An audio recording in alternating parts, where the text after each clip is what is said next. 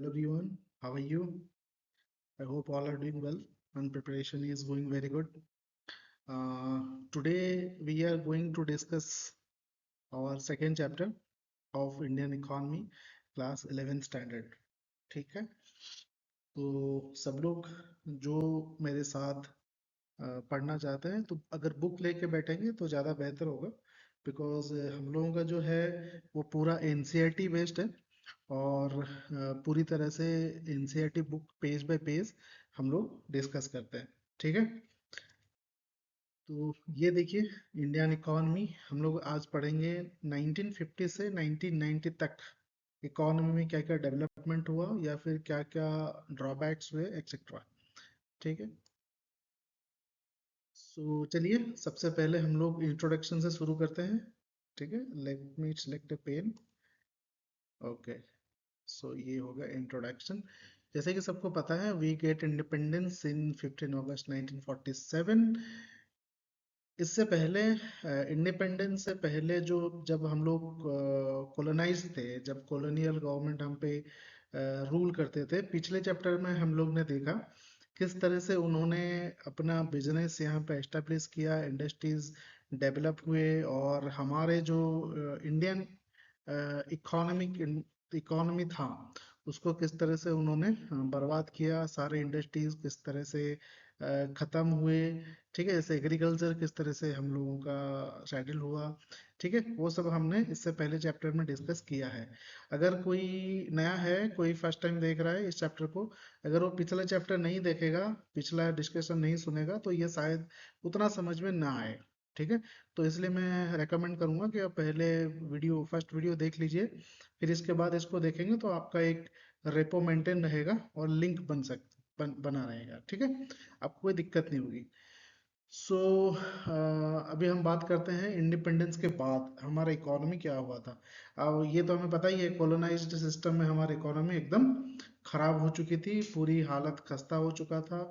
Everyone, सब लोगों के पास कई सारी प्रॉब्लम्स थी, अनएम्प्लॉयमेंट था, इवन बेसिक नीड्स भी नहीं थे। तो हम लोगों का इंडिपेंडेंस हुआ 1947 में, अगस्त। ठीक है, 15 अगस्त हम लोग मनाते हैं आज भी।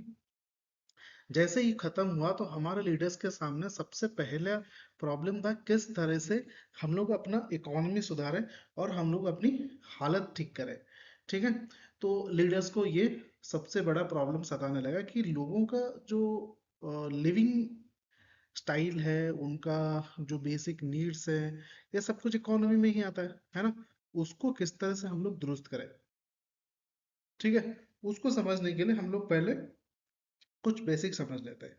इकोनॉमिक सिस्टम में क्या होता है? ठीक है, इकोनॉमिक सिस्टम का मतलब है, देखिए किसी भी समाज में ना तीन तरह का इकोनॉमिक सिस्टम काम करता है। सबसे पहला होता है कैपिटलिस्टिक। कैपिटलिस्टिक जैसे हमने पिछली बार भी, पिछले चैप्टर में भी डिस्कशन किया था। कैपिटलिस्टिक का मतलब होता है private sector. Everything is owned by a private company और प्राइवेट एक single individual, and everything is produced by the market force. ठीक है, मार्केट में जो डिमांड होगा वही प्रोड्यूस किया जाएगा, दैट इज कॉल्ड कैपिटलिस्टिक। वो सिर्फ अपना फायदा देखते हैं, मार्केट में जो जरूरत है वो बनाओ और बेचो।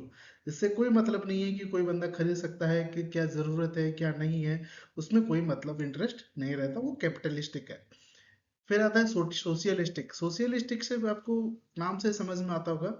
ठीक है, इसमें क्या होता है, हम लोग समाज को देखते हैं, हमारे समाज में क्या ज़रूरत है, व्हाट इज़ द नीड, और उनकी परचेजिंग कैपेसिटी क्या है, लोग क्या अफोर्ड कर सकते हैं, क्या अफोर्ड नहीं कर सकते, किस चीज़ की ज़रूरत है, वगैरह वगैरह। ठीक है, वो सोशियलिस्टिक है। जवाहरलाल नेहरू जो उस समय हमारे पीएम थे, वो इस तरह से इस सिस्टम की ओर इंक्लाइंड थे।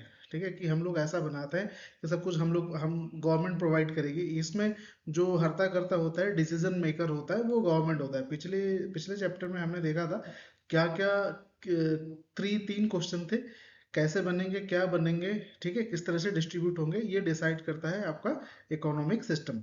ठीक है, तो ये हो गया सोशलिस्टिक, जिसमें गवर्नमेंट सब कुछ डिसाइड करती है, ठीक है, और डिस्ट्रीब्यूट भी करती है। फिर आता है mixed.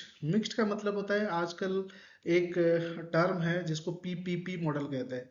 P P P triple P मतलब पब्लिक प्राइवेट पार्टनरशिप। ठीक है। आजकल काफी प्रोजेक्ट्स हैं जो पीपीपी मॉडल पे चलते हैं हेल्थ सेक्टर में, रेलवेज में वगैरह में, ठीक है। तो मिक्स्ड का मतलब होता है इन दोनों का मिक्सचर, कैपिटलिज्म, कैपिटलिस्टिक और सोशलिस्टिक दोनों मिलके काम करेंगे, ठीक है। कुछ काम जो है वो कैपिटलिस्टिक करेगा, जिसके पास परचेजिंग कैपेसिटी है, जो मार्केट में डिमांड क्रिएट करते हैं, उनको कैटर हो गया। बाकी जो लोग बच्चे जैसे पुअर लोग हैं, गरीब लोग हैं जो अफोर्ड नहीं कर सकते, उसको हम लोग सोशलिस्टिक में कैटर करेंगे। जैसे कि एक एग्जांपल बताता हूँ, आपको बीपीएल पता होगा, बिलो पॉवर्टी लाइन, ठीक है, जिसको हम पुअर बोल सकते हैं, ठीक है। उनकी जो जरूरतें, बेसिक नीड्स हैं, जैसे कि इलेक्ट्रिसिटी है, जैसे कि चावल है, तो गवर्नमेंट उनको प्रोवाइड करती है कि नहीं। जैसे बीपीएल चावल मिलता है 1 रुपए वाला, ठीक है। फिर उनको बिजली कई शायद 50 यूनिट तक शायद 1 रुपए लगता है, ठीक है। इस तरह से वो थोड़ा सब्सिडाइज्ड है कि नहीं। तो वो सोशलिस्टिक में आ गया, तो उसको हम लोग कैटर करें। बट जो एपीएल है, एवं पॉवर्टी लाइन जो है, उनको कुछ नहीं मिलता बिकॉज वो लोग एबल है, ठीक है। आप शायद समझ सकते हैं इसको। तो मिक्स्ड में है दोनों, जो लोग ले सकते हैं वो लें, जो नहीं ले सकते उसको गवर्नमेंट देगी, है कि नहीं। Let's discuss about the economic system, ठीक है, इंडिया ने क्या अडॉप्ट किया। देखिए जैसे कैपिटलिस्टिक है, चाइना और क्यूबा में कैपिटलिस्टिक है, ठीक है। तो स्वीडन वगैरह में अगर देखेंगे तो वहां पे सोशलिस्टिक है, तो प्राइवेट वहां पे कुछ है ही नहीं, है कि इवन स्कूल्स भी, ठीक है। तो इंडिया ने क्या अडॉप्ट किया वो हम देखते हैं। तो हाँ, यहाँ पे ये 3 क्वेश्चन है, सॉरी मैंने पिछले चैप्टर में बोल दिया। इस चैप्टर में हम लोग अभी देख रहे हैं टाइप्स ऑफ इकोनॉमिक सिस्टम, ठीक है। क्या इकोनॉमिक सिस्टम है। इकोनॉमिक सिस्टम 3 तरह का है, जैसे हमने बात किया, एक है कैपिटलिस्टिक, और एक है सोशियली, एक है कैपिटलिस्टिक, एक है सोशियलिस्टिक, और एक है मिक्स्ड इकोनॉमी, है ना। जैसे कि मैं बता चुका हूं पहले, ये 3 सवाल है, there are 3 questions which economic system decide. एक 3 सवाल का सोल्यूशन जो है वो इकोनॉमिक सिस्टम बनाता है। जैसे कि what good and services should be produced, क्या क्या हम लोग प्रोड्यूस किया, रिड्यूस्ड हो गया या प्रोड्यूस्ड होगा। यहाँ पे ये सवाल है, ये देख सकते हैं, प्रोड्यूस्ड इन द कंट्री, ठीक है। क्या बनेगा, क्या बनेगा का मतलब क्या है, मार्केट में डिमांड क्या है, मार्केट में फोर्स किस और है, क्या हमको बनाना चाहिए, वो पहला क्वेश्चन है। वो कौन बनाएगा, अगर अगर कोई इंसान बनाता है, कोई प्राइवेट कंपनी बनाती है तो कैपिटलिस्टिक के अंदर आ जाएगा। अगर गवर्नमेंट उसको बना के पूरा करती है तो सोशलिस्टिक के अंदर आ जाएगा। और गवर्नमेंट बोलती है मिलके बनाता है तो मिक्स्ड में आ जाएगा, है ना। हाउ टू प्रोड्यूस, कैसे बनाएंगे। हाँ, यूज ह्यूमन लेबर और मशीन। मतलब देखिए इसका मतलब ये है, जो सेकंड क्वेश्चन है कैसे बनाएंगे, देखिए बनाने का 2 तरीका है, या तो कोई इंसान बनाए या फिर मशीन बनाए, ठीक है। अगर इंसान बनाता है, सपोज 10 लोग मिलके ये काम कर रहे हैं, एक जैसे कि घर बनाना है और सीमेंट और बालू आपको मिक्स करना है, अगर इंसान बनाएंगे तो शायद 4 लोग 5 लोग मिलके बनाए। बट वहीं पे अगर आप एक मिक्सचर ले लेंगे, ठीक है, मशीन ले लेंगे, तो एक मशीन ले आएंगे, 200 रुपये किराया है, वो बन जाएगा, है कि नहीं। तो यहाँ पे लेबर कॉस्ट कम हो जाता है। तो कैपिटलिस्टिक जो होगा ना, वो यही चाहेगा कि मेरा लेबर लेबर जो है वो कम हो और मेरा पैसा उसमें बचे, ठीक है। बट इससे क्या होगा, इसमें जो 5 लोगों को रोजगार मिल रहा होगा वो तो नहीं मिलेगा ना, ठीक है। लेबर इंटेंसिव नहीं रहेगा, लोगों को रोजगार कम हो जाएगा। जो सोशलिस्टिक में उल्टा सोचता है कि जितने लोग एम्प्लॉयड हो सके वो हो जाए, है कि नहीं। और कैपिटलिस्ट क्या सोचेगा कि जितना मशीन हम यूज कर ले, जितना कम लेबर लगे उतनी अच्छी बात है ना। 10 10 मशीन ले लेंगे, 10 लोगों को ले लेंगे चलाने के लिए, तो शायद 200 लोगों का काम कर देगा, है कि नहीं। तो कैसे बनाएंगे, अगर कैपिटलिस्ट होगा तो वो मशीन यूज करेगा, अगर सोशलिस्ट इकोनॉमी होगा तो वो लोगों को यूज करेगा, ह्यूमन लेबर यूज करेगा और लोगों को एम्प्लॉयमेंट देगा।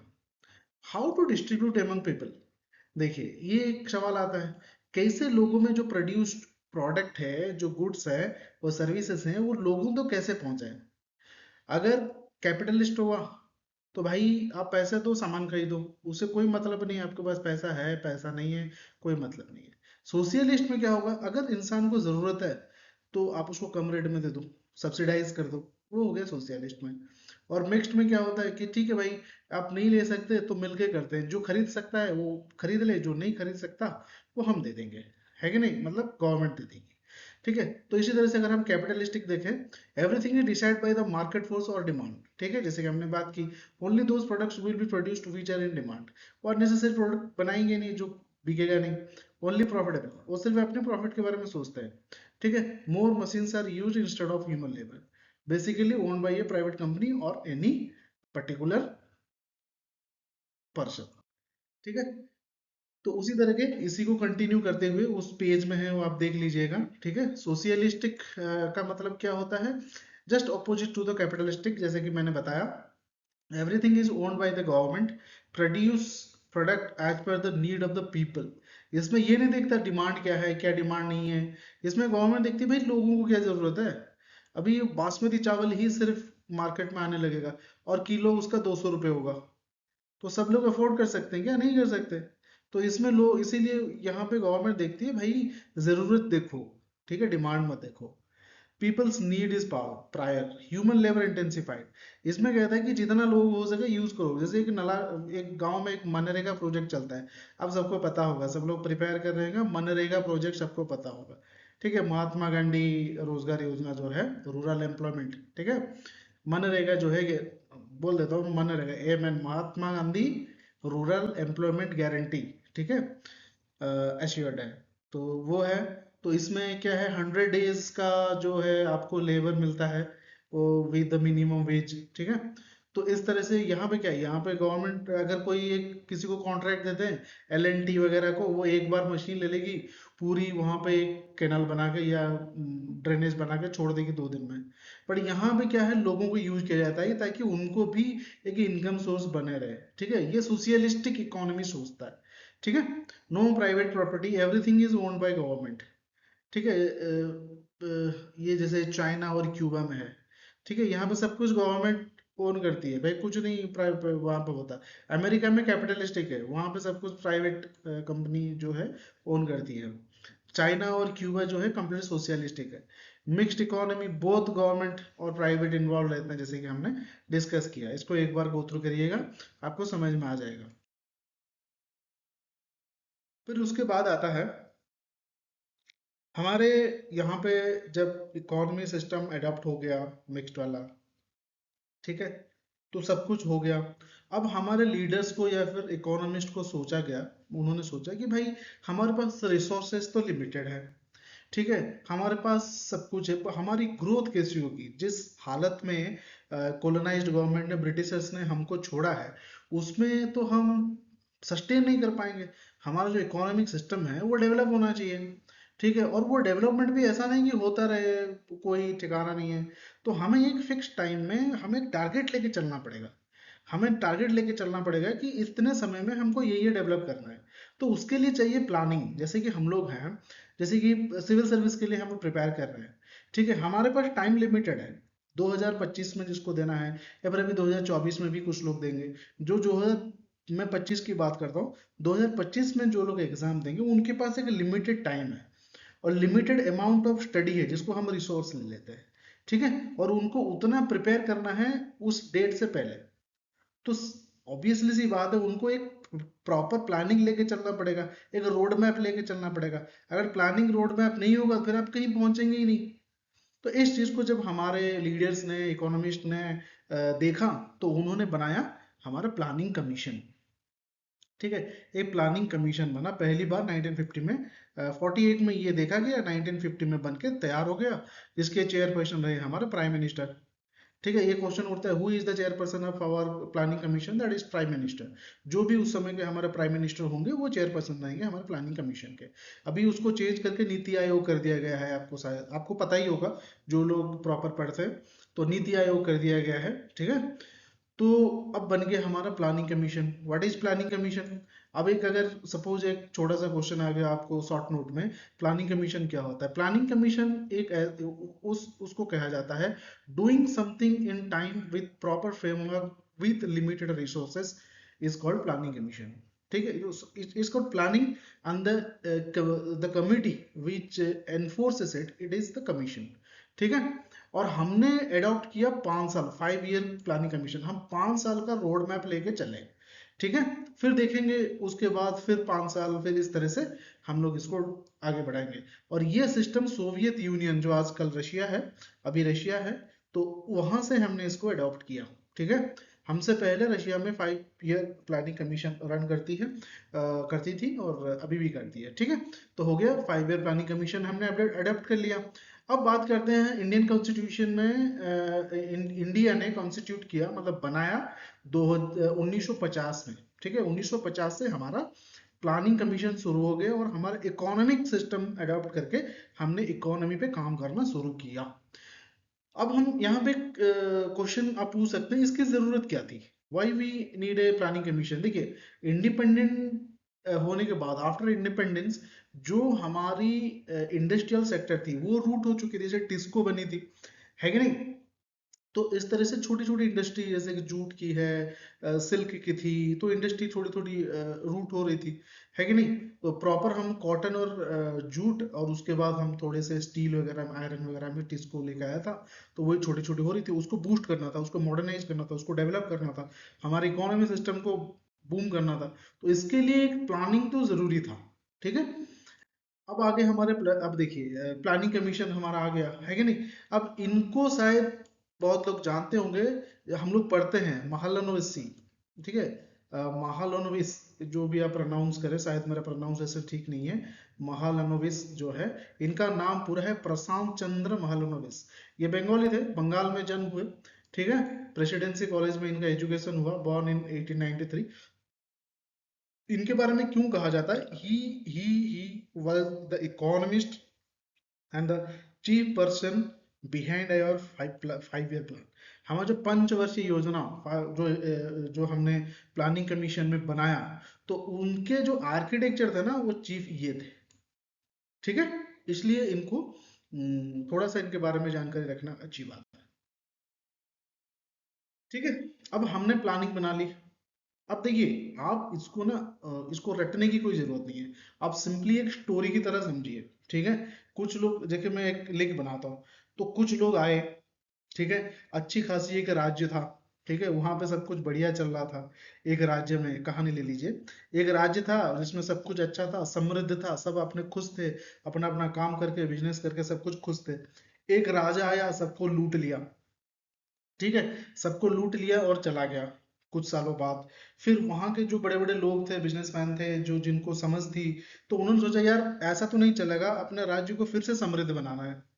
तो कैसे बनाएंगे, तो उन्होंने कहा कि ठीक है, कुछ जो ज्ञानी गुणी लोग थे बोले, ठीक है, हम लोग काम करते हैं, सब लोग मिलके एक प्लान बनाते हैं, कैसे करेंगे, क्या करेंगे, और जो हमारे पास बचा हुआ रिसोर्स है उसी को यूज करके कुछ अच्छा बनाते हैं, और हमारे इकोनॉमी को, हमारे राज्य को फिर से समृद्ध बनाते हैं। उन्होंने कहा ठीक है, तो 5 साल का एक टारगेट लेते हैं, 5 साल के अंदर हम कुछ तो करेंगे, ठीक है ना, कुछ छोड़ेंगे।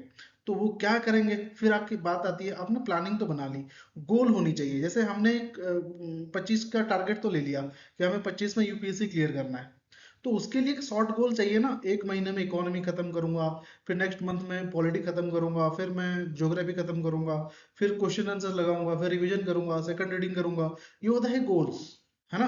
तो इसी तरह हमारा प्लानिंग कमीशन बन गया, 5 ईयर प्लानिंग कमीशन। अब हम उसमें कुछ गोल्स हैं, ठीक है। क्या गोल थे, सबसे पहले हम ग्रोथ देखेंगे हर सेक्टर का, ठीक है। हर सेक्टर का हम इकोनॉमी, सॉरी, एग्रीकल्चर का, इंडस्ट्री का, ट्रेड का, टूरिज्म का, जो भी अपने सेक्टर से इंडस्ट्रीज है, उसकी ग्रोथ देखेंगे। फिर हम देखेंगे मॉडर्नाइजेशन, जो इंडस्ट्रीज हैं, एग्रीकल्चर है, उसको मॉडर्नाइज करेंगे, जो आजकल फॉरेन कंट्रीज में जो यूज होते हैं, जिससे हमारी प्रोडक्ट, मॉडर्नाइजेशन का मतलब क्या है, जो चेंज करके, जिससे प्रोडक्टिविटी बढ़े, है ना, उसको मॉडर्नाइजेशन कहते हैं। फिर सेल्फ रिलायंस। सेल्फ रिलायंस क्या होता है, कि खुद पे, किसी और पर डिपेंड ना होना, आत्मनिर्भर बनना। आत्मनिर्भर बनना, आजकल हमारे इंडिया में भी हमारे प्राइम मिनिस्टर के द्वारा ये कहा जाता है कि बहुत ज्यादा नौकरी के पीछे मत भागिए, अब आत्मनिर्भर बनिए, है कि नहीं। तो सेल्फ रिलायंस ये भी एक इम्पॉर्टेंट चीज है। तो हम किसी से इम्पोर्ट ना करें, हम अपने खाने का, पहनने का, जो अपना बेसिक यूज है, वो हम खुद ही उसको डेवलप करें और प्रोडक्ट प्रोड्यूस कर लें। इक्विटी, सब में ना इक्विटी होना चाहिए, मतलब सोसाइटी में इक्वालिटी होना चाहिए, इक्वालिटी से आया है, इक्वल होना चाहिए, सब लोगों के पास सामान होना चाहिए। ऐसा नहीं कि अमीर अमीर होता जा रहा है, गरीब के पास कुछ है ही नहीं, है कि नहीं। इक्विटी होना चाहिए, ये हमारा गोल बना पहला, ठीक है। इस पे हम काम करेंगे, इस 4 पॉइंट में हम काम करेंगे नेक्स्ट 5 ईयर, ठीक है। चलिए हम इसी 4 पॉइंट को थोड़ा सा इलाबोरेट करके देख लेते हैं। सबसे पहले बात आती है ग्रोथ की। थोड़ा कलर चेंज कर दें। हाँ, तो यहाँ पे बात आती है ग्रोथ की। Increase in countries production capacity and services, इसको ग्रोथ कहेंगे। ऑब्वियसली यही ग्रोथ है। आप अगर अभी कोई इंसान है, दिन में एक चैप्टर पढ़ता है, वो बोलता है कि नहीं भाई अब एक चैप्टर से मेरा गोल तो कंप्लीट नहीं होने वाला, अब मैं दिन का 2 चैप्टर पढ़ूंगा।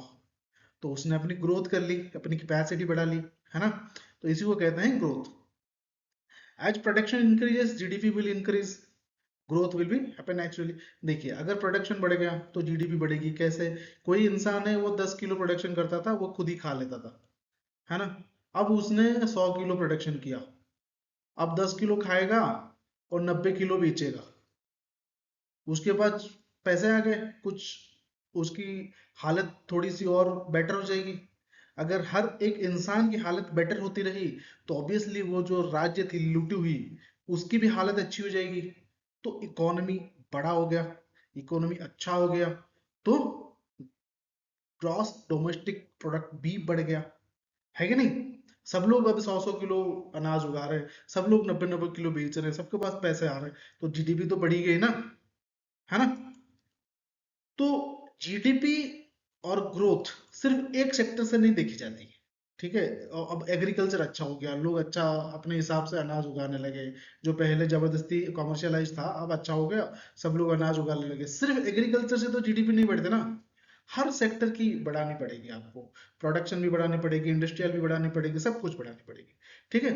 जब यहाँ पे थोड़ा सा मेरे वीडियो से नीचे हो गया है, आप थोड़ा सा देख लीजिए, इसके अंदर भी है, ठीक है। ग्रोथ के अंदर स्ट्रक्चरल कंपोजिशन जो है ना, वही लिखा है मैंने यहाँ पे। The contribution made by each sector makes up the structural composition of the economy, ठीक है। वही मैं बात कर रहा था, यही लाइन इसके नीचे जो है वो छुप गया है मेरे वीडियो के ये इसके पीछे, ठीक है। तो हर सेक्टर को जब आप इंक्रीज करेंगे, ग्रोथ करेंगे, उसको स्ट्रक्चरल कंपोजिशन है, स्ट्रक्चरल ग्रोथ भी कहा जाता है, ओके। तो बात करते हैं मॉडर्नाइजेशन। अभी हमने थोड़ी देर पहले बात की मॉडर्नाइजेशन की, टेक्नोलॉजी, ठीक है। टाइम के साथ देखिए, अभी एक एग्जांपल लेते हैं, एग्रीकल्चर में कई सारे टेक्नोलॉजी आ गए। ट्रैक्टर है, हल करता है, फिर उसके बाद सीड सोइंग के लिए भी यूज किया जाता है मशीन। सब कुछ मशीन में हो जाता है, जो काम पहले महीनों में होता था अब 2 दिन में रेडी हो जाता है खेत, है कि नहीं। Due to technology, high technology. Harvesting के लिए एक एक कई दिन, मुझे याद है कि हम लोग जब छोटे थे तो हमारे जो खेत जब हार्वेस्टिंग होती थी, तो दाव होता ना वैसे लोहे का एक कर्व शेप का एक होता है, उसको लेके काटा जाता है, ठीक है। तो हफ्तों भर लगता था, 10 दिन 15 दिन लगता था एक खेत हार्वेस्ट करने में। अभी 10 मिनट एक मशीन आती है, पूरी काटती हुई जाती है और अनाज को एकदम लाइन से रख के जाती है, आपको बस बाइंड करना है और लेके आ जाना है। और लेके आने में पहले तो कंधे में से वो होता ना बैम्बू का, उसके अंदर बांध के उठा उठा के लाना पड़ता था। बट अभी क्या है, ट्रैक्टर पे ला दो एक बार, खाली। पहले बारिश में कुछ बह गया, वो ट्रेडिशनल वे था। तो टाइम के साथ आपको डेवलप करना पड़ेगा, इंस्ट्रूमेंट यूज करने पड़ेंगे, टेक्नोलॉजी यूज करने पड़ेंगे, है ना। इसी को मॉडर्नाइजेशन कहा जाता है। जैसे कि पहले स्मेल्टर्स होते थे, ठीक है। पहले एग्जाम्पल लेते हैं, जो ब्लैक स्मिथ्स हैं, पहले क्या होता था, एक सपोज आपको कुल्हाड़ी बनानी है, लोहा लो, उसको पिघलाओ, वो आपने देखा होगा, ऐसे राउंड राउंड घुमा के कोयला में डाल के, है ना। अभी क्या है, सिंपल आप डालो पूरा फ्रेम में, बढ़िया से एक बन के निकल आता है, कोई दिक्कत ही नहीं है ना। इसी को कहते हैं modernisation. And modernisation increases the productivity, है ना। यहाँ पे एक एग्जांपल दिया गया है अपने एग्रीकल्चर सेक्टर का, HYV, इसका मतलब होता है हाई यील्डिंग वैरायटी, ठीक है। जेनेटिकली मॉडिफाइड होता है। इसको मैं बाद कभी कवर कर दूंगा, इसके बारे में साइंस की एक टॉपिक है। आपको आपको भी पढ़ना पड़ेगा, बायोटेक्नोलॉजी में आता है जेनेटिक मॉडिफिकेशन, ठीक है ना। तो एक हाई यील्डिंग सीड होती है जो फार्मर्स को दिया गया कि भाई इसको उगाओ, इसमें प्रोडक्शन बढ़ेगा, आपकी क्वांटिटी बढ़ेगी, आपका अच्छा हो जाएगा व्यापार, ठीक है। ये होता है मॉडर्नाइजेशन। और सेल्फ रिलायंस तो मैंने बताया था, आत्मनिर्भर, उतना अपना पहले खुद प्रोडक्शन कर लो जिसमें खुद जी लोगे, किसी को कुछ मांगना ना पड़े। क्योंकि पहले हमारे पास अनाज इतना कम उग जाता था, हम लोग अमेरिका से बाकी देशों से इंपोर्ट करते थे, उसी में आधा पैसा चला जाता था, है ना। तो इंपोर्ट ना करना पड़े, सेल्फ डिपेंडेंट हो, आप आत्मनिर्भर हो, किसी पे डिपेंड ना हो, पहले इतना तो कर लो, सेल्फ रिलायंस के बाद में हम एक्सपोर्ट के बारे में सोचेंगे, है ना। तो फिर बात आती है इक्विटी के बारे में। मॉडर्नाइजेशन और डेवलपमेंट जब हो रहा है, ठीक है, जो मॉडर्नाइजेशन हो रहा है, जो डेवलपमेंट हो रहा है, वो हर जगह पहुंचना चाहिए। ऐसा नहीं है कि बड़े बड़े शहरों में सब कुछ जो जो एग्रीकल्चर है, जो भी है, सब इंस्ट्रूमेंट यूज कर रहे हैं, मॉडर्नाइज्ड हैं, सब हाईटेक यूज कर रहे हैं, और गांव में अभी भी बैल ढांक रहे हैं। ऐसा नहीं होना चाहिए, सबके पास वो अवेलेबल होना चाहिए। उसको कहते हैं इक्विटी, ठीक है। All section must get the benefit of the modernisation, है ना, उसी को कहते हैं इक्विटी। अब बात करते हैं, अभी हमने देख लिया हमारा गोल क्या है, उसको डिटेल्स देख लिया। हमें सबसे पहले एक बार देख लेते हैं, पहले सबसे पहले ग्रोथ, हमें अपना प्रोडक्शन बढ़ाना है, सर्विसेज बढ़ाना है। सेकंड, आगे हमें मॉडर्नाइज करना है, चीज़ों को अपडेट करना है, अपग्रेड करना है। फिर हम लोगों को सेल्फ रिलायंस बनना है। हमें पहले अपने आप को इंडिपेंडेंट करना है, इंपोर्ट से बचना है। एक्सपोर्ट के बारे में बाद में सोचेंगे, पहले अपने खुद की जरूरत पूरी करनी है खुद से।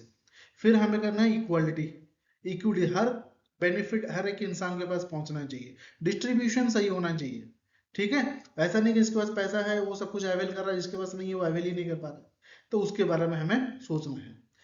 ये हो गया, चार गोल हमें पता चल गया। अब हम सेक्टर, एक एक सेक्टर में देखते हैं क्या क्या डेवलपमेंट हम कर सकते हैं, क्या क्या हो रहा है, ठीक है। सबसे हर अलग अलग सेक्टर में पहले हम बात करेंगे एग्रीकल्चर की, ठीक है। अब रेड कलर लेते हैं थोड़ा। अब पहले हम बात करेंगे एग्रीकल्चर की। बिफोर इंडिपेंडेंस आपको तो पता ही है, जैसे कि कमर्शियलाइजेशन ऑफ द एग्रीकल्चर हो गया था, सब अपने हिसाब से उगवा रहे थे उनसे, है ना। तो सबसे पहले वो था। अभी इंडिपेंडेंट हुए, अब किसान अपने हिसाब से अनाज उगा सकता है, जो उसकी जरूरत है वो पहले उसको पूरी करेगा।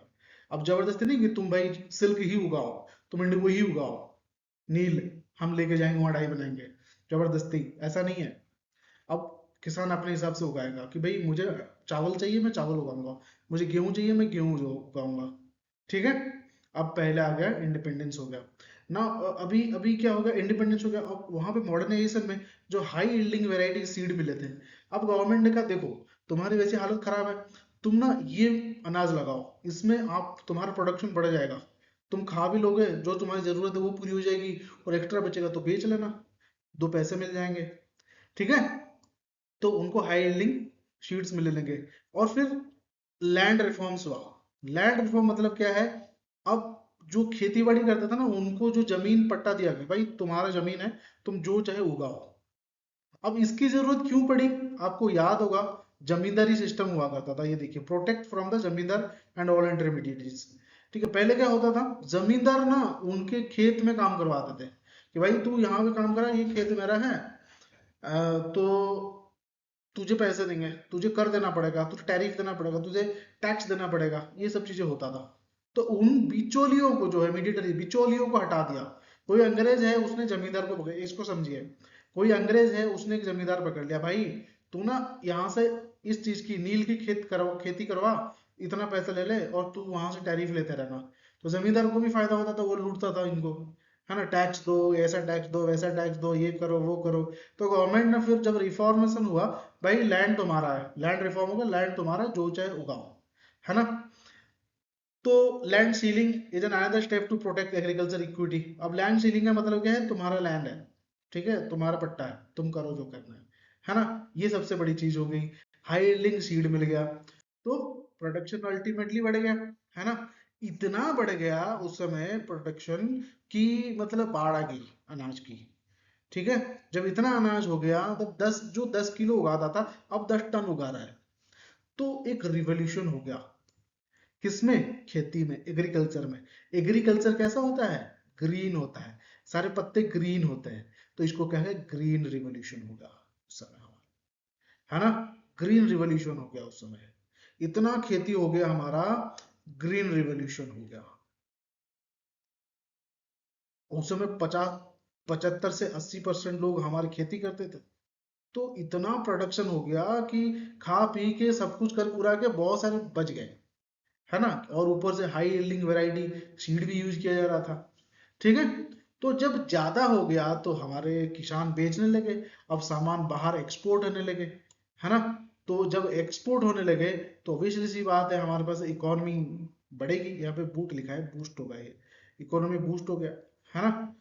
तो एग्रीकल्चर सिस्टम बढ़िया से जम के अपना ग्रोथ लेने लगा, पूरा एक्सपोनेंशियल ग्रोथ, है ना।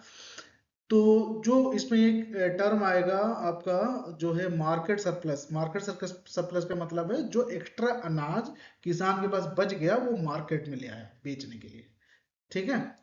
चलिए, मार्केट सरप्लस, यस, यहाँ पे एक टर्म आता है मार्केट सरप्लस। इसका मतलब यहीं पे ही लिखा है, व्हेन फार्मर सोल्ड, ठीक है, the product agriculture produce which is sold in the market by the farmer is called market surplus, ठीक है। यही बताया था मैंने। क्यों हुआ? एक तो लैंड उसका खुद का है, कोई टेंशन नहीं है, वो अपना बिंदास कर रहा है खेती, हाई यील्डिंग प्रोडक्ट है, मॉडर्नाइजेशन है, ठीक है। अब इकोनॉमी हो गया हमारा boost। यहाँ पे क्या है, डिबेट ओवर सब्सिडरीज, ठीक है। यहाँ पे एक डिबेट हुआ सब्सिडरीज का, सब्सिडाइज करने के लिए। देखिए सब्सिडाइज का यहाँ पे क्या हुआ, यहाँ पे एक डिबेट हुआ। कुछ लोगों ने कहा देखिए हमारे फार्मर्स की हालत वैसे भी खराब है, एग्रीकल्चर की हालत वैसे भी खराब है, तो वो इतना कर नहीं सकते, ऊपर से एक नई वेराइटी आप दे रहे हो, पता नहीं ये उगेगा नहीं उगेगा, ये प्रोडक्शन होगा नहीं होगा, इसमें रिस्क बहुत है। तो इसीलिए आप ये जो सीड दे रहे हो ना, इसको सब्सिडाइज करो, कम पैसे में दो, ठीक है। कम पैसे में दो, सारी फैसिलिटीज कम पैसे में दो, ठीक है। अभी अब क्या है, क्योंकि इसकी कोई गारंटी है नहीं, नए नया सीड है, एक्सपेरिमेंटल मोड आप कह सकते हो, वैसा है। तो अब इसको कम पैसे में हमारे फार्मर्स को अवेल कराओ, वो लोग उगाएंगे, अगर वो प्रॉफिटेबल रहे तो अगली बार से वो सब्सिडी हटा देना, सीधी सी बात है ना। तो गवर्नमेंट ने भी यही कहा, यही करा, तो उन सबको सब्सिडाइज्ड करके सब कुछ दिया गया, सीड है, बाकी फैसिलिटीज है, सब दिया गया। दो, जब वो प्रॉफिटेबल हो गए वो सब हटा दिया गया, है कि नहीं, सब्सिडी सब्सिडी हटा दिया गया, ठीक है।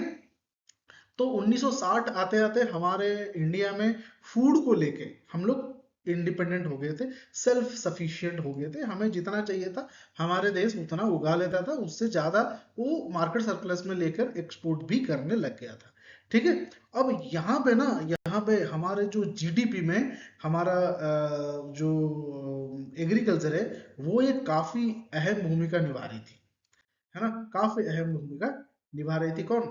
हमारी एग्रीकल्चर, क्योंकि 75% से 80% लोग जब खेती करेंगे तो ऑब्वियसली सी हमारी जीडीपी खुद एग्रीरियन जीडीपी है, एग्रीकल्चर बेस्ड जीडीपी है ना। जैसे जैसे एग्रीकल्चर प्रोडक्ट बढ़ेगा, प्रोड्यूस बढ़ेगा, हमारा जीडीपी बढ़ेगा, अदरवाइज नहीं बढ़ेगा, सीधी सी बात, ठीक है। एक सेक्टर की बात होगी, एग्रीकल्चर सेक्टर की बात होगी, एग्रीकल्चरल सेक्टर की बात होगी। अब हम बात करते हैं इंडस्ट्री एंड ट्रेड के बारे में। अब देखिए हमने ये देखा, जो डेवलप्ड कंट्रीज है ना, जहाँ पे सब कुछ मॉडर्नाइजेशन वगैरह हो चुकी है, वहां पर ना, वहां पे इंडस्ट्रियल डेवलपमेंट काफी तेज हो रहा है। जो पुअर कंट्रीज हैं, जो हमारे जैसे नए नए इंडिपेंडेंट हुए हैं, जिनके पास इतना पैसा नहीं है, तो वो क्या कर रहे हैं, वहां पे इंडस्ट्रियल ग्रोथ या मॉडर्नाइजेशन काफी स्लो है, ठीक है। तो ये इकोनॉमिस्ट ने देखा, ठीक है, और उन्होंने ये कहा अगर हम अपना इकोनॉमी बेहतर करना चाहते हैं, तेजी से बढ़ाना चाहते हैं, तो हमें अपना इंडस्ट्रियल सेक्टर को मॉडर्नाइज करना पड़ेगा, ठीक है। तो इस बारे में बात हुई, ठीक है, करो। तो इसको मॉडर्नाइज कैसे करेंगे? तो सबसे इंपॉर्टेंट बात ये हुई कि public and private sector in India industrial development. तो उन्होंने कहा कि भाई देखो, अकेला गवर्नमेंट तो सब कुछ नहीं कर सकती, है ना। गवर्नमेंट सब कुछ कर सकती है क्या? एक बंदा सब कुछ उखाड़ लेगा? नहीं कर सकता वो, तो उसको हेल्प चाहिए। तो प्राइवेट सेक्टर को प्रॉफिट चाहिए, गवर्नमेंट के पास देखिए, हमें चाहिए इंडस्ट्रियल डेवलपमेंट या रिवोल्यूशन कह सकते हैं, इंडस्ट्रियल डेवलपमेंट चाहिए। जब कोलोनाइज गवर्नमेंट था, हमारे पास ट्रेन आ गया, पोस्टल आ गया, हमारे पास मशीनें आ गई, ठीक है। अब हमें उसको अपग्रेड करना था, रूट तो आ गया है, बीज तो जम गया है, अभी हमें उसको थोड़ा सा खाद पानी देके पेड़ को बड़ा करना है ना। उतना हमें करना था। एक्सपोर्ट वगैरह सब, ट्रांसपोर्ट कम्युनिकेशन सब कुछ बन चुका है ना। रोड वगैरह सब बन चुकी है, ट्रेन आ चुका है, हमें उसको टाइम के साथ डेवलप करना है, अपग्रेड करना है, ठीक है। और वो गवर्नमेंट के पास रिसोर्सेस हैं और प्राइवेट सेक्टर के पास कैपिटल है, दोनों अगर मिलके काम करेंगे तो ग्रोथ तेजी से होगा, है कि नहीं, ये गवर्नमेंट समझ गई। तो पब्लिक प्राइवेट सेक्टर दोनों मिलकर डेवलपमेंट करना पड़ेगा, ठीक है। एक रिजोल्यूशन आया नेक्स्ट 5 ईयर प्लान में, एक रिजोल्यूशन आया, the resolution forward the basis of second, जब हमारा 5 ईयर प्लान आया, to build a socialistic type of society, ठीक है। This resolution classified India into 3 categories. Socialistic, ये हमने एक बात पहले कर चुके हैं, कैपिटलिस्टिक और private. Government issued the licence for a new, देखिए यहाँ पे बात क्या आ गई, अब प्राइवेट सेक्टर काम तो करेगी गवर्नमेंट के साथ के मिलके, है ना, बट कैसे, हमारा पूरा सिस्टम इनिशियली वो सोशलिस्टिक था, की तरफ थोड़ा सा इंक्लाइन था। अब यहाँ पे प्राइवेट प्लेयर्स अगर आएंगे तो कैसे रेगुलेट किए जाएंगे, तो गवर्नमेंट ने वहां पे कहा ठीक है, आप लोग आइए, आप लोग इंडस्ट्री लगाइए, ठीक है, जैसे टाटा है, टिस्को, ठीक है, टाटा ने कहा कि हम एक प्लांट लगाएंगे सपोज जमशेदपुर में, जस्ट जमशेदनगर, है ना, यहाँ पे जो झारखंड में, तो वहां पे हम एक स्टील प्लांट लगाएंगे। अब गवर्नमेंट स्टील प्लांट लगाएंगे तो आयरन ओर लेंगे, बॉक्साइट लेंगे, है कि नहीं, तो वहां पे जब वो उसको कहाँ से लेंगे, खनन करेंगे, वहां पे ड्रिलिंग करेंगे, है ना, जो पहाड़ है जहाँ पे मिनरल्स भरे हुए हैं वहां से वो एक्सट्रैक्ट करेंगे, तो वो तो नेचुरल रिसोर्स है ना, वो गवर्नमेंट प्रॉपर्टी है। अब गवर्नमेंट प्रॉपर्टी में प्राइवेट इंसान कैसे काम कर सकता है? अभी आप हैं, आप जाएंगे, पहाड़ पड़ा हुआ वहां पे क्रशर लगा के वहां से पत्थर निकाल लगेंगे, ये पॉसिबल है क्या? ऐसा पॉसिबल नहीं है, क्योंकि that that is the government entity and we are the private people. हम लोग ऐसे एसेस नहीं कर सकते। अब टाटा है तो क्या हुआ, टिस्को है तो वहां पे गए, ऐसे खनन के लिए ऐसा नहीं होता, तो फिर गवर्नमेंट ने वहां पे लाइसेंसिंग सिस्टम शुरू किया कि ठीक है, अगर आप एक काम करिए, आप नेचुरल रिसोर्स, गवर्नमेंट का रिसोर्स यूज करिए, बट हमसे लाइसेंस लेके, लाइसेंस का मतलब परमिशन, हमसे परमिशन लीजिए कि हम इतना यूज करेंगे, उसका एक प्रॉपर स्ट्रक्चर होता है, हम इतना यूज करेंगे, इतना पैसा देंगे, इतना कर देंगे, ये करेंगे, वो करेंगे, बाकी सब इंडस्ट्री वगैरह लगाएंगे, हम सब कुछ करेंगे, हम आपको आपका रिसोर्स यूज करने का इतना पैसा देंगे, इतना टैक्स देंगे। तो अब आ जाती है गवर्नमेंट और प्राइवेट की पार्टनरशिप में काम, इसको कहा जाता है, ठीक है। अब शुरू हो गया वो लाइसेंसिंग का सिस्टम, ठीक है, लाइसेंस न्यू। अब गवर्नमेंट ने कहा जो भी इंडस्ट्री न्यू लगाएगा, कोई भी इंडस्ट्री लगाएगा भाई, हमसे लाइसेंस लेके लगाएगा। अब हम परमिशन देंगे तो फ्री में थोड़े ही देंगे, ठीक है, उससे कई सारे कंडीशंस होते हैं, कभी फिर हम मैं बात करूंगा, जब कॉर्पोरेट की बात करेंगे तब बात करेंगे, उसमें एक टैक्स लगती है, आपका सर्विस टैक्स लगता है, आपका सीएसएस फंड होता है, आपका एक्विजिशन फंड होता है, कई सारी चीजें वहाँ पे गवर्नमेंट के है लाइसेंसिंग में, उसको पूरा करके फिर आपको गवर्नमेंट से लाइसेंस मिलेगा, लाइसेंस का मतलब परमिशन होता है, ठीक है, परमिशन लिया। अब देखिए, जो बड़ी बड़ी जैसे जमशेदनगर है, वहां पे एक बड़ा वो एक शहर है, वहां पे लग गया प्लांट, वहां पे ग्रोथ हो गई। हमने इक्विटी की बात करी थी कि भाई मॉडर्नाइजेशन डेवलपमेंट हर जगह होना चाहिए। अब जो बैकवर्ड साइड है, जैसे कलाहांडी डिस्ट्रिक्ट उड़ीसा में है, छत्तीसगढ़ में है, एकदम बैकवर्ड, तो वहां के लोग क्या करेंगे, पत्तल में अभी तक खाते रहेंगे क्या? वहां पे इंडस्ट्री चाहिए। तो गवर्नमेंट ने देखा कि इंडस्ट्रियल जो है, इंडस्ट्री है, वो वहां पे नहीं जा रही है। क्यों नहीं जा रही है? कम्युनिकेशन की प्रॉब्लम है, वहां जाएगा तो रोड बनाना पड़ेगा, वहां पे फ्लाइट में नहीं जा सकता तो वहां पे हेलीपैड बनाना पड़ेगा, तो अपने हिसाब से सारी सुविधाएं बनानी पड़ेगी। अब वहां पे जाके वर्कर रहेंगे तो उनके लिए घर बनाएंगे, तो इसीलिए इंडस्ट्री होता है, कहाँ जाए वहां पे इतना पैसा खर्च करें, चलो भैया हम शहर में ही लगा लेते हैं। तो गवर्नमेंट ने कहा ठीक है, अगर आप जाके इंटीरियर एरिया में बैकवर्ड में जाके आप लगाते हो इंडस्ट्री, तो हम आपको छूट देंगे, लाइसेंसिंग जल्दी दे देंगे, सब्सिडाइज कर देंगे, वहां पे टैक्स कम लेंगे, वगैरह वगैरह, ठीक है, ऑफर देने लगे कि भैया जाओ बैकवर्ड एरिया में प्लांट लगाओ, वहां पे इंडस्ट्री लगाओ, वहां के एरिया को डेवलप करो, हम आपको रियायती करेंगे, हम छूट दे देंगे। अब इंडस्ट्री इंडस्ट्री ने देखा है ना, ये भाई सही सच है, यहाँ पे हम लोग साला 100 रुपये अगर भाड़ा देते हैं, वहां पे अगर 2 रुपये देंगे, तो वहां भी क्यों ना लगा लें, और बाकी जो 8 रुपया है उसमें 5 रुपये का इंफ्रास्ट्रक्चर डेवलप कर लेंगे, 3 रुपये तो फिर भी बच रहा है कि नहीं? तो उन्होंने वो लगाया। तो गवर्नमेंट ने भी लगाया ठीक है, आप अगर बैकवर्ड में लगाते हैं तो हमको स्पेशल फैसिलिटीज देंगे, हम आपको सब्सिडाइज कर देंगे, हम आपको जो भी है, जो यहाँ पे जो जो आपको कर लगता है वो सब कम कर देंगे, वगैरह वगैरह। तो इंडस्ट्री का ठीक है भैया, हम लगा देते हैं वहाँ, क्या दिक्कत है, हमें भी तो प्रॉफिट चाहिए, है ना। तो इस तरह से उन्होंने रीजनल इक्वेलिटी कर दिया। अगर शहर में 2 इंडस्ट्री लग 5 इंडस्ट्री लग रहे हैं तो एक इंडस्ट्री बैकवर्ड में तो जरूर लगेगा भाई, है ना। तो इस तरह से इक्वालिटी आ गया, ठीक है। समझ गए आप किस तरह से पब्लिक प्राइवेट पार्टनरशिप में डेवलपमेंट ज्यादा हो सका, है ना, समझ गए। अब बात हम करते हैं यहाँ पे हाँ, यहाँ पे इंडस्ट्रियल पॉलिसी रेजोल्यूशन 1956, आईपीआर 1956। ठीक है, वही बात हुई जो हमने अभी बात किया कि रीजन, अगर आप बैकवर्ड रीजन में लगाएंगे तो आपको सब्सिडाइज मिलेगा, वो इसी के अंडर ही आता है। ठीक है, अभी हम बात करते हैं स्मॉल स्केल इंडस्ट्री। ये एक इम्पॉर्टेंट टॉपिक है, इसको थोड़ा सा ध्यान रखिएगा। कभी कभी इसके बारे में तो अभी भी बात होती है यार, छोटे इंडस्ट्री लोग ग्रो नहीं कर पा रहे हैं, क्या कर रही है, इसके बारे में अभी भी हमारी इकोनॉमी काम कर रही है।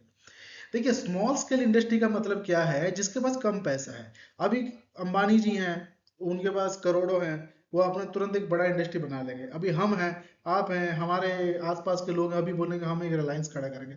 हो सकता है क्या? नहीं हो सकता। ठीक है, क्यों? कैपिटल कम है, फंड कम है, पैसा कम है। तो छोटी छोटी, कोई अपने घर पे बैग की सिलाई का एक छोटा सा इंडस्ट्री शुरू कर लिया, कोई अपने अगरबत्ती का शुरू कर लिया, कोई अपना फिनाइल का कर लिया, किसी ने अपना एक शोरूम बना लिया। थोड़ा पैसा और है तो किसी ने अपने एक क्लॉथ प्रोडक्शन, मतलब टेक्सटाइल प्रोडक्शन का बना लिया, कच्चा माल लेके, है कि नहीं? तो इस तरह से छोटी छोटी चीजें जो बनाते हैं उसको स्मॉल स्केल इंडस्ट्री कहा जाता है। ठीक है, जो कि पहले पहले 50 लाख तक का था, 1 करोड़ तक। अब अभी अगर 1 करोड़ तक का कोई एक कंपनी है तो उसको स्मॉल स्केल इंडस्ट्री कहा जाता है। ठीक है, 1955 में द विलेज और small scale industry committee also, देखिए 1955 में एक गवर्नमेंट ने विलेज और स्मॉल स्केल इंडस्ट्री कमेटी बनाई थी, जिसको लीड किया था कार्वे जी ने। ठीक है, तो इसीलिए इसको कार्वे कमेटी भी कहा जाता है। इनको क्यों बनाया गया था ये कमेटी? इनको इसलिए बनाया गया था the possibility of using small scale industry for the promoting the rural employment. ठीक है, तो इनको बनाया गया था, एक कमेटी बनाई गई, भैया देखो, जो छोटे छोटी इंडस्ट्री है ना, गांव में, नुक्कड़ में, छोटे छोटे शहरों में, टायर टी सिटीज में, ठीक है ना, तो वहां पे जो छोटी छोटी इंडस्ट्रीज है वहां पे एम्प्लॉयमेंट की क्या स्कोप है, क्या नहीं है, वो कमेटी बनाई। और वो कमेटी ने जब बनाया, वो कमेटी ने बताया कि भैया यहाँ पे ज्यादा स्कोप है, इंस्टेड ऑफ बिग कंपनीज, छोटी छोटी कंपनीज में ज्यादा एम्प्लॉयमेंट मिल सकता है, इसमें स्कोप बहुत ज्यादा है। फिर गवर्नमेंट ने क्या किया, ठीक है, अगर वहां पे स्कोप ज्यादा है तो हम इसको बढ़ाएंगे, हम इसको प्रमोट करेंगे। तो फिर उन्होंने क्या किया, बोला ठीक है, जो छोटी कंपनी शुरू करना चाहता है गवर्नमेंट लोन देगी, कम ब्याज में लोन देगी, उनको लाइसेंस की कोई जरूरत नहीं पड़ेगी, या फिर पड़ेगी तो नॉमिनल, और जो लोन लेंगे उसमें हम सब्सिडाइज कर देंगे, इतना छूट है। हम उनको क्या किया गया, प्रमोट किया गया। क्यों प्रमोट किया गया? गवर्नमेंट क्यों प्रमोट करती है? क्योंकि ये लेबर इंसेंटिव इंटेंसिव है, वो लोगों को ज्यादा यूज करती है। गांव में अगर आप एकदम इंटीरियर एरिया में चला जाए, कोई एक अपना छत डलेगा ना, तो 10 तो मजदूर को बुलाएगा, 2 लोग सीमेंट घुलाएंगे, कोई बम्बू बांध रहा होगा, कोई तसला पकड़ के जा रहा होगा, तो 10 लोगों को एम्प्लॉयमेंट मिलता है। शहर में बड़ी बड़ी बिल्डिंग बन जाती है ना, वो क्या है, वो मिक्सर मशीन ये वो ला के सब डाल देता है, कोई लोगों की जरूरत नहीं पड़ती, ऑपरेटर होगा बस। तो लोग, गवर्नमेंट ने देखा कि यहाँ पे लोगों को काम भी मिल रहा है ना, और थोड़ा सा हम लोग हेल्प कर देंगे तो इंडस्ट्री लोग बूस्ट हो जाएगा, इंडस्ट्री खुश हो जाएगा, 1 से 2, 4 से 5, इस तरह से इंडस्ट्रीज बढ़ती रहेगी। तो गवर्नमेंट ने भी यहाँ पे, सॉरी वो टेक्निकली कुछ फॉल्ट हो गया था, जिसके कारण वो पता नहीं कहाँ चला गया। ठीक है, तो इफेक्ट हम लोग देखेंगे। तो इफेक्ट क्या हुआ, what is the effect of industrial development? देखिए, सब कुछ सही चल रहा था, बट प्रॉब्लम क्या हो रहा था कि हमारा जो प्रोडक्शन है ना, वो अपनी क्वालिटी इंप्रूव नहीं कर रही थी। ठीक है, चलिए उस पर हम बाद में आ रहे हैं, तो जो ड्रॉबैक्स में आएंगे उसमें। तो इस सब कुछ होने वाले इंडस्ट्रियल रेवोल्यूशन से, इंडस्ट्रियल सेक्टर में से हमारा जीडीपी में कंट्रीब्यूशन बढ़ गया, जो कि 50 तक 13% था, अभी 24.6% हो गया 91 में, 90 और 91 के पास पास। ठीक है, no longer Indian industry restricted largely to the, अब जब इतना सब कुछ हो रहा है तो हम पहले जूट और कॉटन इंडस्ट्री में ही रेस्ट्रिक्टेड थे। अब वैसा नहीं है, अब हर सेक्टर में हमारे हैंडीक्राफ्ट में, एग्रीकल्चर में, मेटल प्रोडक्शन में, हर चीज में हमारा इंडस्ट्रियल सेक्टर ग्रो कर रहा है। ठीक है, और साथ ही साथ स्मॉल स्केल बिजनेस जो थे वो तो एकदम फाड़ू, वो भी और ग्रो कर रहे हैं।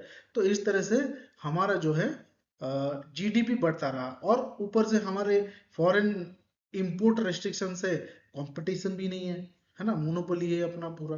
ठीक है, तो बढ़िया से चलता रहा। अब यहाँ पे इकोनॉमिस्ट क्या काम क्या है, वो इकोनॉमी पे ध्यान देते हैं, ग्रोथ के बारे में बताते हैं, प्रॉब्लम के बारे में बताते हैं। यहाँ पे उन्होंने कुछ ड्रॉबैक देखा। क्या देखा उन्होंने? उन्होंने कहा, फ्यू ड्रॉबैक्स हम देखते हैं। It was difficult to assess the efficiency. देखिए, पब्लिक सेक्टर और प्राइवेट सेक्टर जब मिलकर काम कर रहे हैं, तो ये डिसाइड करना मुश्किल हो गया कि पब्लिक सेक्टर किस एरिया में अच्छा काम कर रही है और प्राइवेट सेक्टर किस एरिया में अच्छा काम कर रही है। ऐसे ही एग्जाम्पल अगर हम बताएं, अगर कोई गवर्नमेंट कंपनी है, जैसे कि अगर मान लें हम कोई एक मेटल कंपनी है, जैसे आरएसपी है, राउरकेला स्टील प्लांट है ना, वहां पे स्टील बनती है, सेल के अंडर आता है वो, ठीक है। तो अगर वो एक पब्लिक प्रॉपर्टी है, पब्लिक कंपनी है, वो मेटल और में ज्यादा अच्छा काम कर रही है, और होटल इंडस्ट्री में ताज है, वहां पे टाटा अच्छा काम कर रही है, तो इसमें डिफरेंशिएट करना बड़ा मुश्किल हो गया था, क्योंकि दोनों मिलके काम कर रहे थे, है कि नहीं। और एक प्रॉब्लम देखा गया कि लाइसेंसिंग में, ठीक है, जैसे कि किसी एक छोटी कंपनी को लाइसेंस मिलने में दिक्कत होती थी। क्यों दिक्कत होती थी? जो बड़े प्लेयर थे ना, वो नहीं चाहते थे कि कोई हमारे कंपटीशन में आए, तो उस बेचारे को लाइसेंस मिलता ही नहीं था, वो घूमता ही रहता था। और बड़े प्लेयर्स जो थे, बड़े इंडस्ट्रियलिस्ट थे, वो अपने फोर्स से, अपने इन्फ्लुएंस से वो लाइसेंस ले जाते थे। वो भी एक दिक्कत आ गई। और क्योंकि हमारे फॉरेन इंपोर्ट्स में रिस्ट्रिक्शन था, तो फॉरेन मटेरियल इंडिया में आ नहीं पाते थे। जो इंडिया में जो सामान बनता था, वो डेवलप ही नहीं कर रहे थे, अपनी क्वालिटी एनहांस ही नहीं कर रहे थे, क्योंकि उनकी मोनोपोली थी, लोग तो वही खरीद रहे थे। बाहर से कोई चीज आएगा, लोग सस्ते में अच्छा चीज लेंगे, तभी तो दूसरा बंदा थोड़ा और अच्छा बनाएगा ना। इकोनॉमिस्ट का ये कहना था कि भाई, आप इंपोर्ट जो रेस्ट्रिक्शन लगा है, वो इसके कारण लोग अपने मटेरियल में डेवलप ही नहीं कर रहे हैं, क्वालिटी नहीं एनहांस कर रहे हैं, तो ये एक रेस्ट्रिक्शन है, और इकोनॉमी के लिए वो अच्छा नहीं है। कहीं ना कहीं जाके ग्रोथ रुक जाएगी, स्टैग्नेंट हो जाएगा, ठीक है। और कई बार ऐसा होता था कि गवर्नमेंट ने कोई एक कंपनी शुरू कर दी, चाहे कितना भी लॉस हो, उसको चलाता रहता था, क्योंकि एम्प्लॉयमेंट हैम्पर ना हो जाए। ओके। तो इस सब चीज को देखते हुए हमारे गवर्नमेंट ने, हमारे प्लानिंग कमीशन में, नेक्स्ट 1991 में अपने नेक्स्ट 5 ईयर प्लान में कुछ चेंजेस किए, है ना, कि नेक्स्ट जो हमने अचीव कर लिया, बहुत अच्छा अचीव किया। अभी अभी नेक्स्ट जो टाइम आ रहा ना, जो प्लानिंग ईयर आ रहा है, जो हमारा गोल है, उसमें हम थोड़ा सा मॉडिफाई करेंगे, ठीक है। तो इन दोनों को देखते हुए जो हमारा डेवलपमेंट हुआ, जो हमने ड्रॉबैक्स देखे, एक कंक्लूजन निकलता है।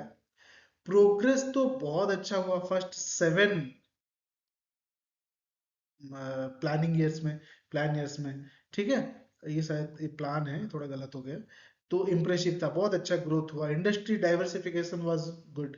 लैंड रिफॉर्म ने, जो जमींदारी प्रथा थी, जमींदारी जो सबसे जो लूटते थे, वो खत्म कर दिया। अब एग्रीकल्चर बहुत अच्छा चल रहा है। Excessive government prevention growth and, जो गवर्नमेंट इंपोर्ट पे एक्सेस प्रिवेंशन लगा दी थी, वो ग्रोथ पे, इंडस्ट्रीज के ग्रोथ में थोड़ा सा रेस्ट्रिक्शन देखा गया, कि उसमें थोड़ा सा ड्रॉबैक हमें देखने को मिला। इंडियन पॉलिसीज वर इनवर्ड, हम हमेशा अपने अंदर की मार्केट देखते थे, बाहर के मार्केट को नहीं देखते थे। एक्सपोर्ट करने में ज़्यादा हमें अब ध्यान देना पड़ेगा, कि हमें थोड़ा एक्सपोर्ट बढ़ाना है, ठीक है। अपना सेल्फ सफिशिएंट तो हो गए, हम तो सेल्फ रिलायबल हो गए, अब हम एक्सपोर्ट करते हैं, है ना। तो उस पर थोड़ा सा ध्यान देना पड़ेगा। न्यू इकोनॉमी पॉलिसी जो हमारे नेक्स्ट आएगी, उसमें ये सब चीज़ें शायद होगा। इसको हम देखेंगे नेक्स्ट चैप्टर में, ठीक है। नेक्स्ट चैप्टर इसी के बारे में होगा, हाउ टू इम्प्रूव, ठीक है। हम ग्लोबल जाएंगे, हम इंपोर्ट करेंगे, हम अपने सामान को क्वालिटी बढ़ाएंगे, जो जो इसमें हमें इकोनॉमिस्ट लोगों ने पॉइंट आउट किया, उसको सॉल्व करते हुए बेटर प्लान हम लोग बनाएंगे इन द नेक्स्ट ईयर 1991, ठीक है। और नेक्स्ट चैप्टर में हम उस सबको देखेंगे, ठीक है। तो ये हो गया आज का हमारा, और ये क्वेश्चंस है, इसको जरूर से एक बार गो थ्रू करके रफली लिखिए, ठीक है। या फिर अगर आप एक बार रीडिंग कर लिए इसके बाद, तो एक बार रीडिंग कर लेंगे तो चीज़ें समझ में आ जाएगा, ठीक है, जितना मैंने बताया है, ठीक है। अगर समझाने में कहीं आपको लग रहा है कि नहीं, थोड़ा सा और डिटेल में बताइए, तो मुझे कमेंट बॉक्स में बोल दीजिए, मैं थोड़ा सा और डेवलप कर दूंगा। अगर हो सके, जिस चीज़ को लगता है कि नहीं भाई, जो प्रिपेयर कर रहे हैं कि थोड़ा बहुत हेल्प हो रहा है, आप इसको शेयर करिए अपने दोस्तों के साथ, ताकि सब ज़्यादा से ज़्यादा लोगों को हेल्प हो। और मैं कोशिश कर रहा हूँ कि जो लोग प्रिपेयर कर रहे हैं उनको मैक्सिमम अच्छा कंटेंट दूँ, जितना मेरा एक्सपीरियंस में है, मैं वो सब आपको डिलीवर करूँ फ्री ऑफ कॉस्ट। मटेरियल वगैरह सब कुछ शुरू करने वाला हूँ। कहीं जाने की ज़रूरत नहीं है आपको परेशान होने की, आराम से आप प्रिपेयर कर सकते हैं घर पे बैठ के फ्री ऑफ कॉस्ट। बाकी दिल्ली वगैरह में अगर किसी को जाना है वो जा सकता है, बट मैं एक्सपीरियंस्ड हूँ तो मैं ये कहूँगा कि शायद जाने की ज़रूरत नहीं पड़ेगी। आपके पास ढेर मटेरियल है, गूगल तो है कि नहीं? तो इसको आप चेकआउट करिए एक बार, राइटिंग में आपका हेल्प मिलेगा, रिकॉल करने में भी हेल्प मिलेगा। आपको सबको पता है practising question is the best way to revise.